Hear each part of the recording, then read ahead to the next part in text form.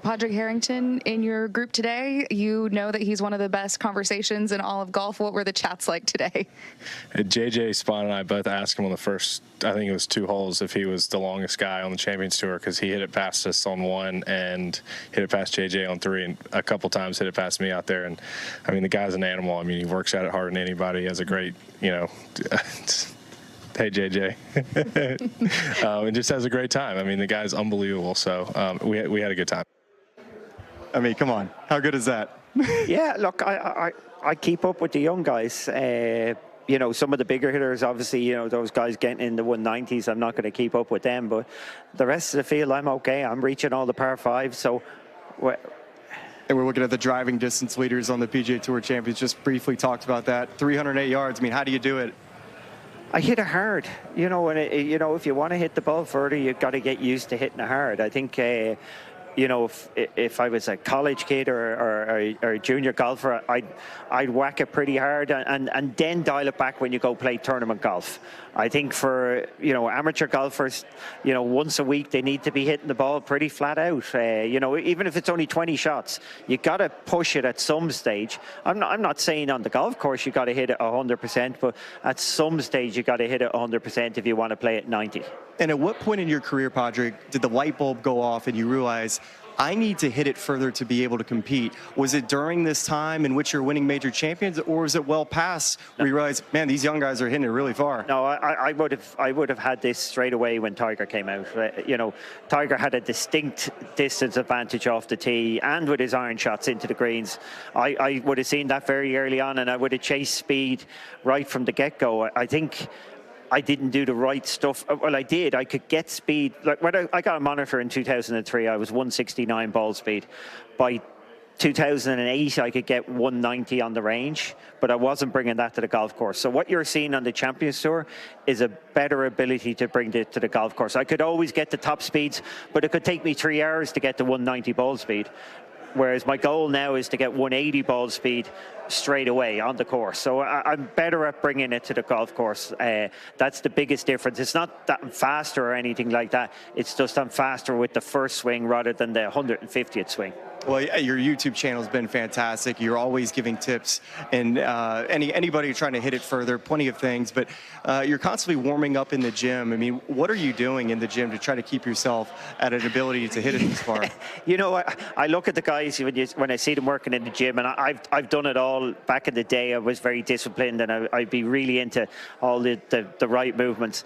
As you get older, the most important thing for the older guys is actually muscle mass. So when I'm in the gym, I'm just trying to lift as heavy as I can. I'm not doing the real sports-specific stuff. I'm in there. I'm benching. I'm deadlifting. I'm pull-ups. Anything for the large muscle groups to build as much muscle.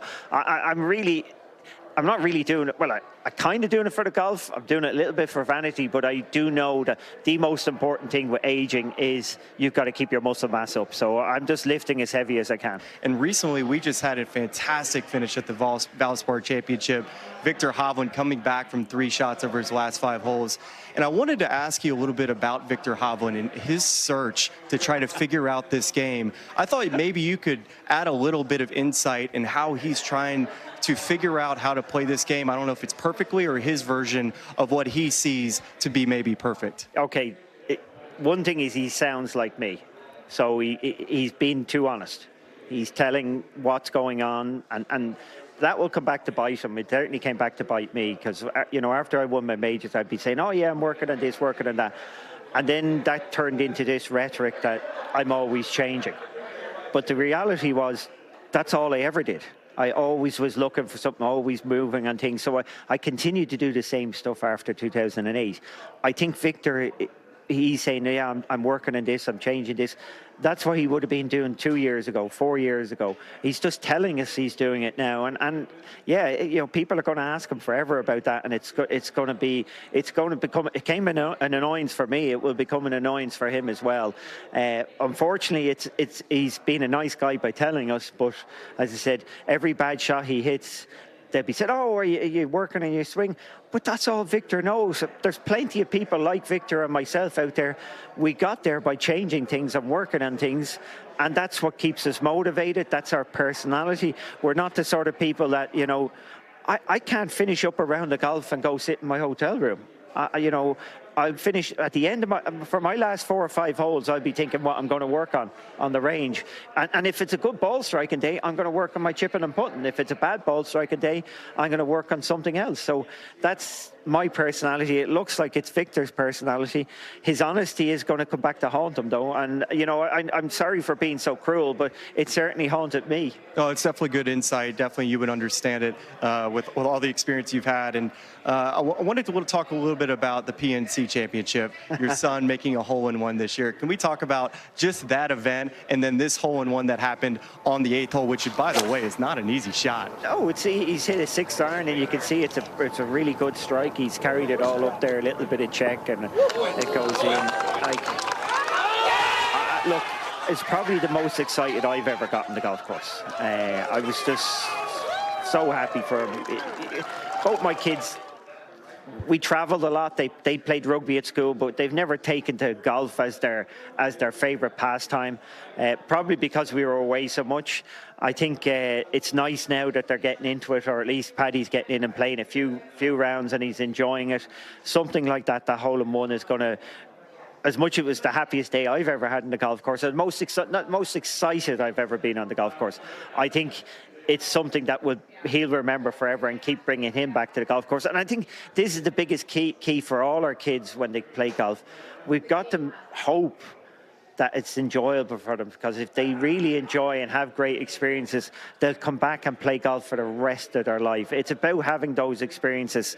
You know, you'd be surprised. It's not all about fantastic play or anything like that. It's great memories, and the great memories will bring you back, and you'll make them resilient for when this game becomes very difficult, because as we know, it always is. There's always plateaus in the game. So if you want your kid to be good at the game, hope that they love it, because if they love it, they will fight through anything to keep playing it.